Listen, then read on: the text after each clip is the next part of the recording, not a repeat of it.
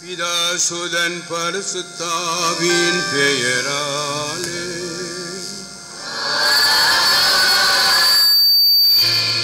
நம் ஆண்டவராய் இயேசு கிறிஸ்துவின் அருளும் கடவுளின் அன்பும் பரிசுத்தாவின் நட்புறவும் அனைவரோடும் இருப்பதாக.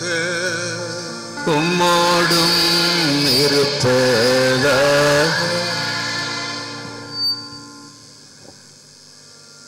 இயேசு ஆண்டவரில் எனது பிரியமான சகோதரிகளே, சகோதரர்களே, திருஹிருதய ஆண்டவரின் அன்பு பிள்ளைகளே, உங்கள் அனைவரையும் இந்த திருப்பலிக்கு அன்போடும் பாசத்தோடும் வரவேற்கிறேன். ஆண்டவருடைய இதயத்தில் யாரெல்லாம் இடம்பெறுகின்றார்களோ அவர்கள் அனைவரும் ஆசீர்வாதமாய் மாறுகின்றார்கள், வாழ்வில் வெற்றியினை அடைகின்றார்கள், அவர்கள் அனைவரும் நலமடைகின்றார்கள். எனவே அவருடைய இதயத்தில் இடம்பெறுவதற்காக பல தூரங்களிலிருந்து இந்த திருத்தலத்திற்கு வருகை தந்து ஆழமான விசுவாசத்தோடு நம்பிக்கையோடு நீங்கள் வந்திருக்கின்றீர்கள். ஆண்டவர் நிறைவாக உங்களை ஆசீர்வதிக்கட்டும். அன்புக்குரியவர்களே, மாதத்தின் முதல் வழியாகி இன்று இந்த நாளிலே திருப்பலியை நிறைவேற்ற வந்திருக்கக்கூடிய நம்முடைய பாசத்திற்குரிய நம்முடைய சிவகங்கை மறைமாவட்டத்தின் முன்னாள் ஆயர் எட்வர்ட் பிரான்சிஸ் அவர்களை அன்போடும் பாசத்தோடும் இந்த திருப்பலிக்கு வருகவென்று வரவேற்கிறேன்.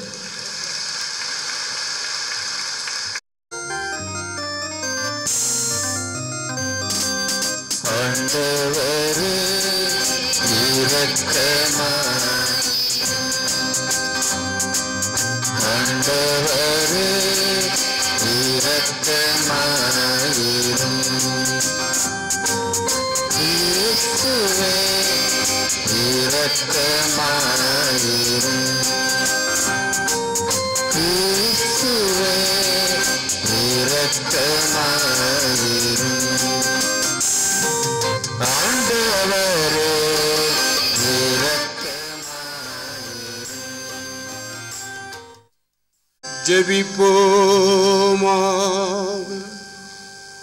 எல்லாம் வல்ல இறைவா, அன்பார்ந்தும் திருமகனின் இதயத்தை நினைந்து நாங்கள் பெருமைப்படுகிறோம்.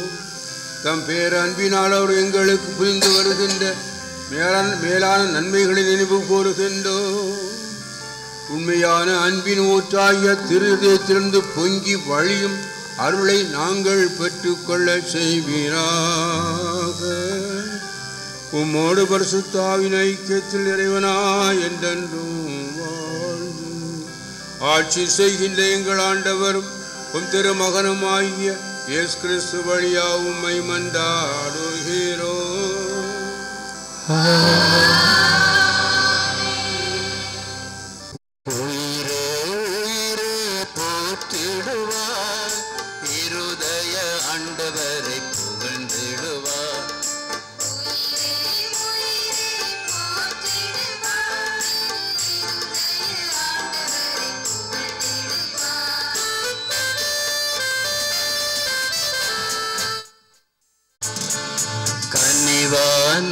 பல செயல் புரிந்தார், என்னை கண்மணி போல காக்கின்றார்.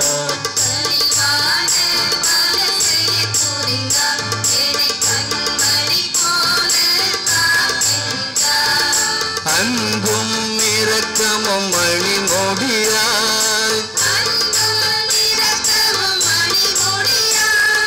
தந்தனை நாளும் உயர்த்துகின்றார், நாளும் உயர்த்துகின்றார். உயிரே உயிரே போற்றிடுவார்,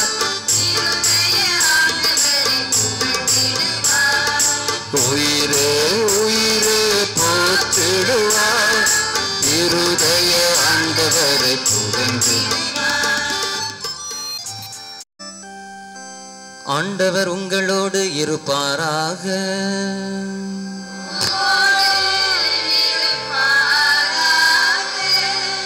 தூய மார்க்கு எழுதிய நற்செய்தியிலிருந்து வாசகம்.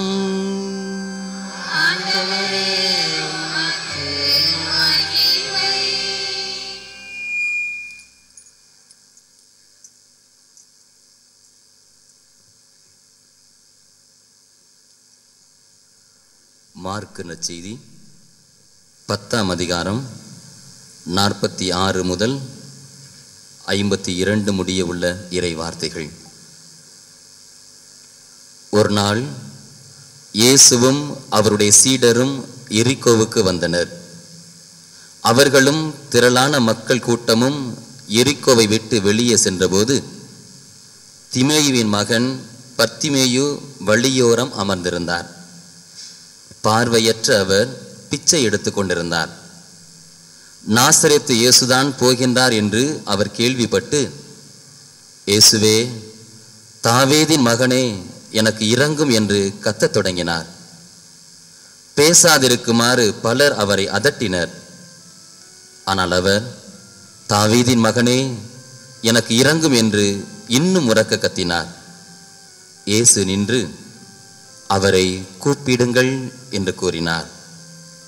அவர்கள் பார்வையற்ற அவரை கூப்பிட்டு, துணிவுடன் எழுந்து வாரும், இயேசு உம்மை கூப்பிடுகின்றார் என்றார்கள். அவரும் தம் மேலுடைய எரிந்துவிட்டு குதித்தெழுந்து இயேசுவிடம் வந்தார். இயேசு அவரை பார்த்து, உமக்கு நான் என்ன செய்ய வேண்டும் என நீர் விரும்புகின்றீர் என்று கேட்டார். பார்வையற்றவர் அவரிடம், ரபுனி, நான் மீண்டும் பார்வை பெற வேண்டும் என்றார். இயேசு அவரிடம், நீ போகலாம், உமது நம்பிக்கை உம்மை நலமாக்கிற்று என்றார். உடனே அவர் மீண்டும் பார்வை பெற்று அவரை பின்பற்றி அவருடன் வழி நடந்தார். இது கிறிஸ்துவின் நற்செய்தி. கிறிஸ்துவே, உம்மை புகழ்கின்றோம். கிறிஸ்து இயேசுவின் அன்புக்குரிய சகோதரிகளே, சகோதரர்களே, நம்முடைய தமிழ் இலக்கியத்தில், சங்க இலக்கியத்தில் நாம் 7 வள்ளல்களை பார்க்கிறோம். அவர்கள் கடையேழு வள்ளல்கள் என்று அழைக்கப்படுகிறார்கள். அவர்களில் பாரியும் பேகனும் மிகச்சிறந்த கொடை வள்ளல்களாக வரலாறு பதிவு செய்து வைத்திருக்கிறது. ஏன் அவர்களை அப்படி பதிவு செய்து வைத்திருக்க அவர்கள் என்னதான் இந்த உலகத்திற்கு செய்தார்கள் என்று யோசிக்கின்ற பொழுது நாம் அறிந்த ஒன்றுதான்.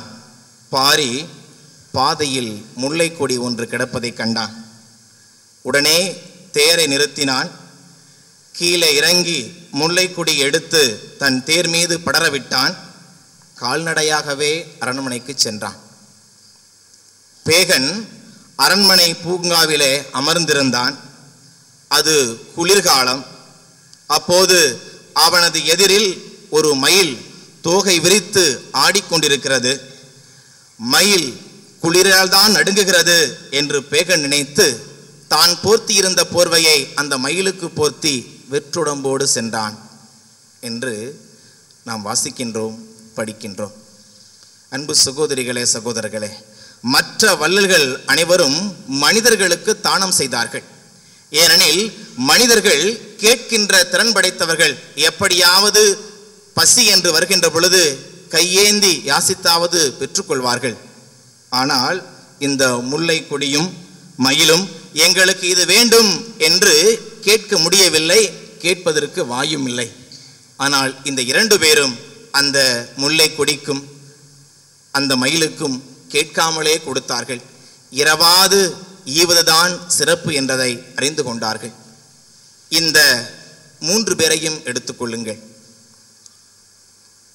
ஒருவருடைய சுயநலத்தினால் பலருடைய வாழ்வுக்கு அங்கு இடர்பாடு ஏற்படுகிறது என்று சமூக அக்கறை கொண்ட அந்த சிறுமி,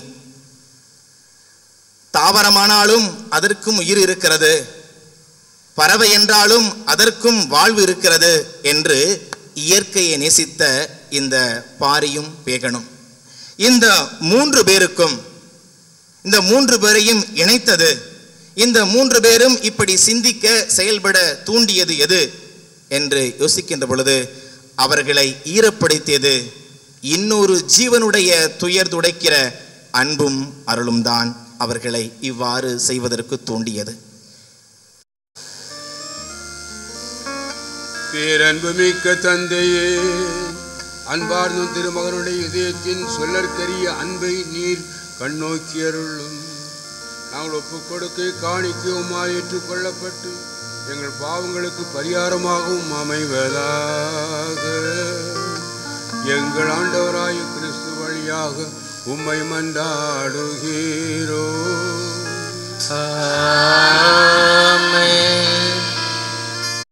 ஆண்டவர் உங்களோடு இருப்பாராக.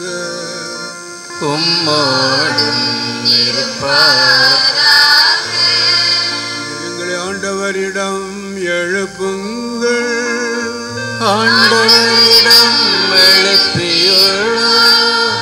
நம் இறைவனாகிய ஆண்டவருக்கு நன்றி கூறுவோம். அதுவே தகுதியும் நீதியுமானது. ஆண்டவரே, தூயவரான தந்தையே, என்றும் வாழும் எல்லாம் வல்ல இறைவா, எங்கள் ஆண்டவர் இயேசு கிறிஸ்து வழியாக என் நாளை விடுத்து நமக்கு நன்றி செலுத்துவது மெய்யாகவே தகுதியும் நீதியுமாகும். எங்கள் கடமையும் மீட்புக்குரிய செயலுமாகும். வியப்புக்குரிய அன்பினால் கிறிஸ்து சிலுவையில் உயர்த்தப்பட்டு தம்மை எமக்காக கையளித்தார். குத்தி திறக்கப்பட்ட விழாவிலிருந்து இரத்தமும் தண்ணீர் வழிந்தோடின. இதிலிருந்து திருச்சென் அருட்சாதனங்கள் வெளிப்பட்டன. மீட்பரின் திறந்த இதயத்தினிடம் அனைவரும் ஈர்க்கப்பெறவும் மீட்பளி கூற்றுகளிலிருந்து மகிழ்ச்சியுடன் முகந்து கொள்ளவும் இவ்வாறு செய்தருளினார். ஆகவே புனித தூதர் அனைவரோடு நாங்கள் உம்மை புகழ்ந்தேத்தி முடிவின்றி பாடுவதாவது. வானக தந்தையே, மெய்யாகவே தூயவர், புனிதத்திற்கெல்லாம் ஊற்று. ஆகவே உம்முடைய தூய ஆவியை பொழிந்து இக்காணிக்கைகளை புனிதப்படுத்த வேண்டுமென உம்மை மன்றாடுகிறோம்.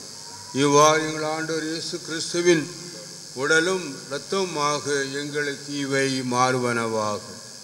அவர் பாடுபட மனமோந்து தம்மை கையளித்த போது அப்பத்தை எடுத்து நன்றி செலுத்தி அதை பிட்டு தம் சிலருக்கு அளித்து கூறியதாவது: அனைவரும் இதை வாங்கி உண்ணுங்கள், ஏனெனில் இது உங்களுக்காக கையளிக்கப்படும் என் உடல்.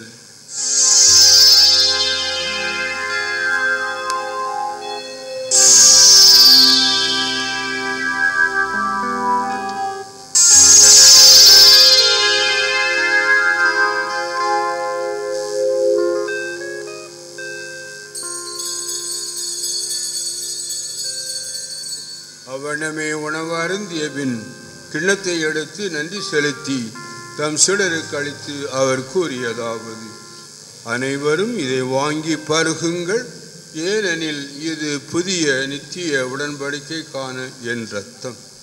இது பாவ மன்னிப்புக்கென்று உங்களுக்காகவும் எல்லாருக்காகவும் சிந்தப்படும். இதை என் நினைவாக செய்யுங்கள்.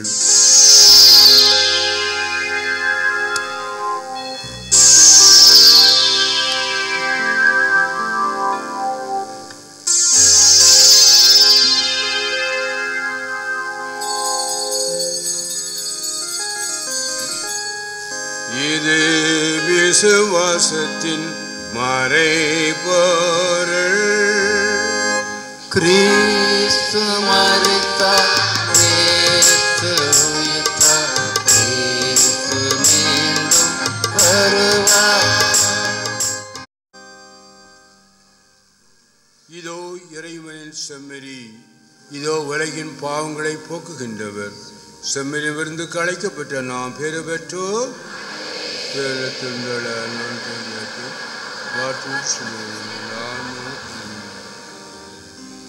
உங்களோடு இருப்பாராக.